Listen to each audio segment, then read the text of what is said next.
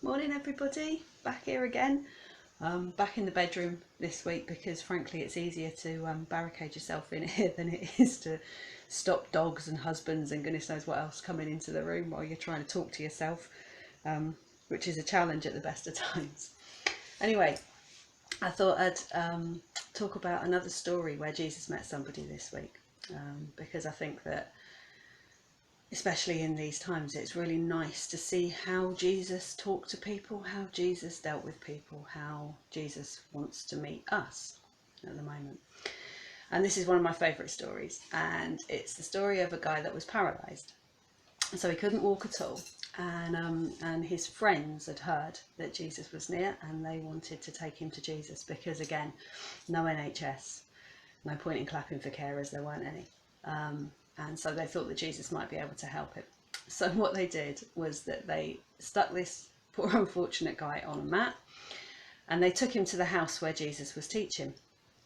Probably had to drag him quite a way actually, but anyway, they took him to the house where Jesus was teaching. But when they got to the house, they couldn't get in because there was crowds of people. There were lots of church leaders there, but there would have been lots of other people there as well, and there were crowds of people in the house, around the house. They couldn't get anywhere near Jesus. Just like if you imagine, I don't know, a pop concert that you've been to, or a music festival that you've been to, and you're trying to get to the bar at half time to get a pint, and you can't. There's no way that they can get this friend of theirs anywhere near Jesus. So they're not going to be deterred. So they hatch this plan, and in that time, the houses have flat roofs. So what they do is that they drag the guy on his mat up onto the roof of the house, and then they start digging a hole in the roof. So they start ripping off the tiles, and they start trying to create a hole in the roof of the house because they are so determined that they are going to get their friend to where Jesus is so that Jesus can see him. And I just have this picture and vision, I just love it, of, the people in the house, and they're listening to Jesus and they're hanging on his every word, and then all of a sudden, bits of plaster and cobwebs and spiders and whatever they have in these Middle Eastern countries starts raining down, and Jesus is whapping bits of dust out of his beard as this Velux window, if you like, without a window in it, opens up in the roof. And the friends take the mat with their friend on it, and they lower him down through this hole that they've created until he's laying on his mat right at the feet of Jesus. So there's a couple of things I want to say today, and the first one is about barriers actually, because these guys desperately wanted to get their friend to Jesus, but there were barriers in the way. There were barriers that meant that they couldn't do it. And we have those barriers, and sometimes those barriers are barriers that we might put in place ourselves, actually. Barriers that mean that we don't want to get to Jesus. Sometimes, again, as we've said before, we just think, actually, this really isn't for me. And sometimes we can intellectualize out of our lives the very existence of God. We can determine that actually there isn't a God, and actually we're all here by chance. And actually, so therefore I don't have to have any mind or pay any attention to God. And if that's you this morning, I'd just like to thank you actually for being here anyway, for being open enough to consider that there might be, something more than just us.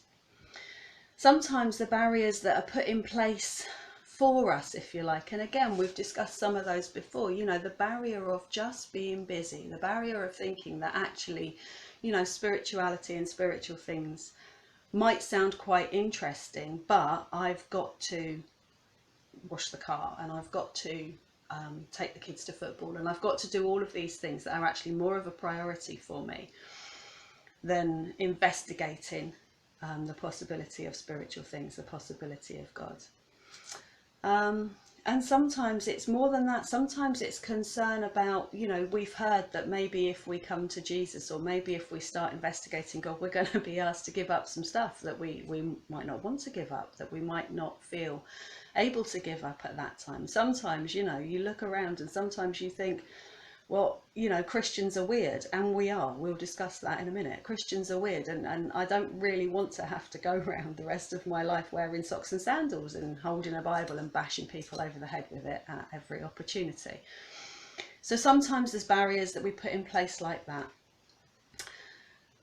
The one that really concerns me the most, and this is as someone who has been around churches for most of my life. You know, I had a few years in the middle where I didn't, but for most of my life I've been around churches, and the one that really concerns me the most is that actually sometimes it's the church that puts the barrier in the way of people coming to Jesus, because we are weird. And I don't think that we realise how weird we are, because we go to church and it is normal for us, but we do some really weird stuff there. You know, if you were coming into our church for the first time, it would be odd. It would be an odd experience to have to sit down and listen to somebody with no right to reply. You know, when does that happen at any time? And we use this weird language that only gets used in church. We use strange words that you don't ever hear outside of the church. And sometimes, you know, if you asked us to explain what those words were, then maybe we would, you know, we would struggle to explain what grace is or what mercy is or all of those things. You know, we are stranger than we think we are. But sometimes it even goes deeper than that. Sometimes it gets really concerning, because sometimes as Christians we can be so determined to make our point, or to stand on what we believe to be true, that actually we pay no mind or attention to your feelings, or to your experiences, or to the things that have hurt you. And we end up being a barrier. Christians end up being a barrier to other people trying to get to know Jesus. And if that's you, if you've experienced that either inside or outside the church at all, I'm really sorry. I really am. You see, the thing is, the church is full of broken people, and broken people get it wrong.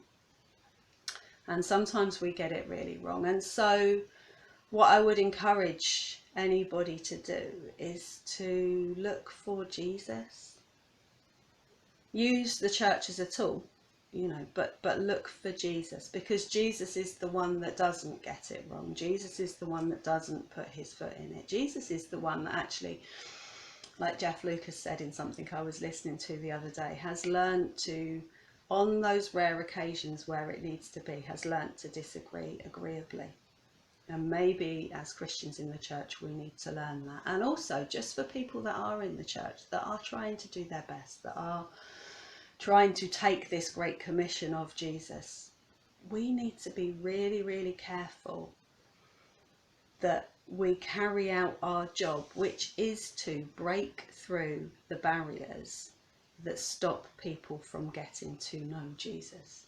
Because once you know Jesus, once you've met Jesus, you can make your own mind up.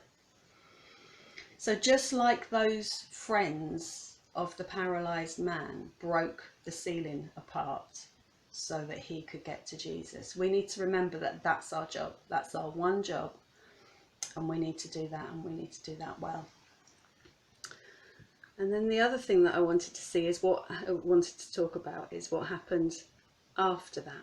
What happens after this guy is finally at the feet of Jesus. Now you see, this guy can't walk, and so you expect Jesus to say, right, okay, I see what your problem is. You know, you've got a disability, which means that you're struggling here. So what I need to do is I need to fix your disability, and then everything will be okay. And that's what the society of that time would have said was this guy's problem. His problem was that his body didn't function in the same way as standard. And that was a real problem in those times, because this guy would have been an outcast. He wouldn't have been able to go to the temple. He wouldn't have been able to live a life, because he would have been ostracized from society. So that was obviously what needed fixing. And once that was fixed, everything would be fine. And Jesus looks down at the guy lying in front of him and he says, friend, your sins are forgiven.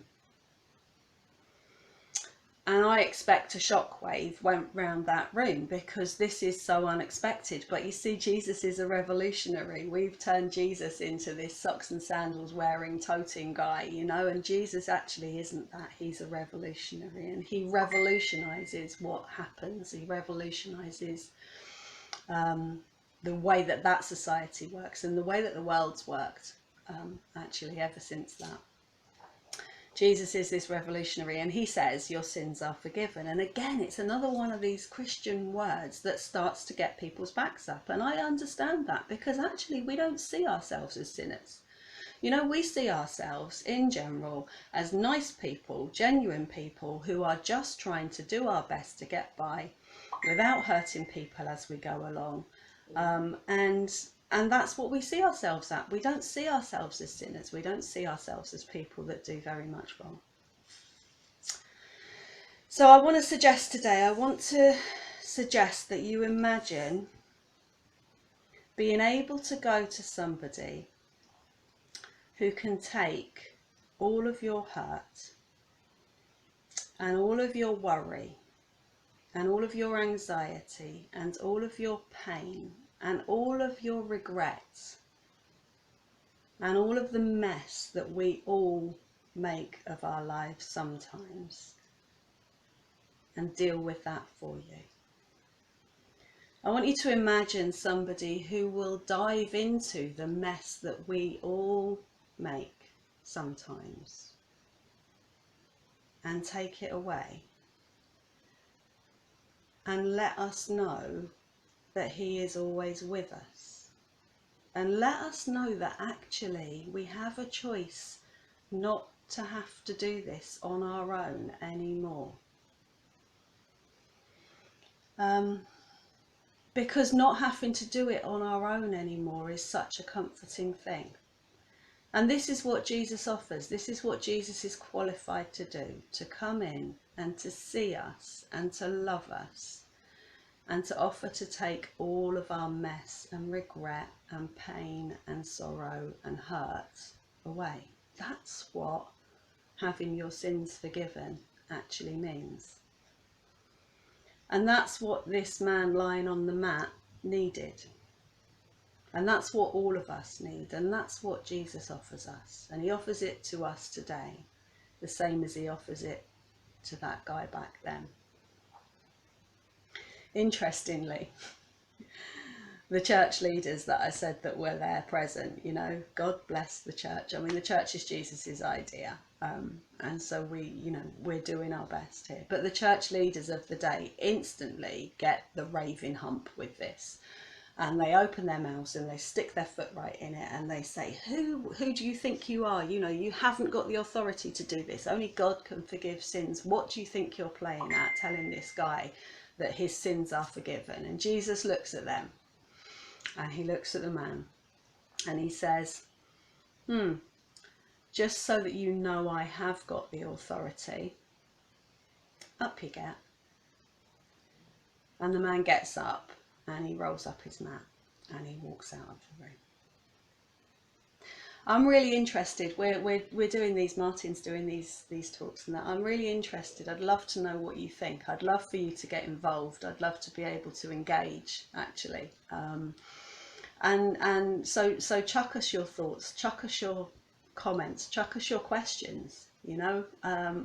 Have the right to reply if you want to have the right to reply. There's lots of ways to do that, mainly through our website. If you go to the website, or you should comment on the Facebook page, or go to our website, there's email addresses and things like that there if you want to, so that you can get involved. It'd be great to hear from you. God bless.